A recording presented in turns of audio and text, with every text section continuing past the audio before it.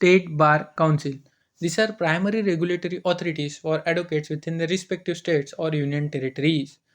तो bar council state bar council ये primary level पे रेगुलेट करने वाली अथॉरिटीज़ रहती है एडवोकेट को उनके रिस्पेक्टिव स्टेट्स में या फिर यूनियन टेरिटरीज़ के अंदर। तो for example bar council of Maharashtra and Goa ये स्टेट बार काउंसिल हो गई, and bar council of India ये इंडिया की बार काउंसिल हो गई। ऐसा कॉन्स्टिट्यूशन, अ मेंबरशिप स्ट्रक्चर। सबसे पहले एक्स ऑफिशियो मेंबर रहता जो एडवोकेट जनरल ऑफ स्टेट रहता, एंड इलेक्टेड मेंबर्स रहते जो प्रोपोर्शनल रिप्रेजेंटेशन बेसिस पे रहते। Then number of elected members, अगर 5,000 तक एडवोकेट्स रजिस्टर्ड हो स्टेट बार काउंसिल के अंदर एनरोल्ड हो तो देन जो इलेक्टेड मेंबर्स रहते वो 15 रहते, और 5,000 से 10,000 एडवोकेट्स हो तो 20 मेंबर्स रहते।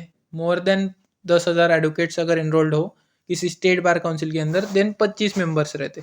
इलेक्टेड मेंबर्स की बात चल रही। टेन्योर एंड ऑफिस बियरर्स तो 5 साल के लिए रहते from the date of publication of election results, मतलब इनके इलेक्शन कंडक्ट किए जाते। देन जैसे ही उसका रिजल्ट आता उस रिजल्ट की पब्लिकेशन की डेट से 5 साल तक ये ऑफिस होल्ड करते। Then chairman and vice chairman वो इन मेंबर्स में से ही इलेक्ट किया जाता।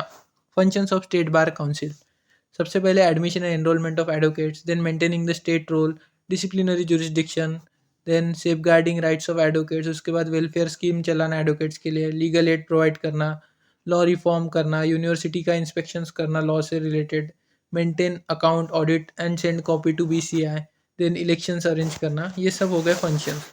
उसके बाद पावर्स आती, to make rules, conditions of enrolment, form of application and fees for enrolment, इनसे रिलेटेड रूल्स ये करना बनाना।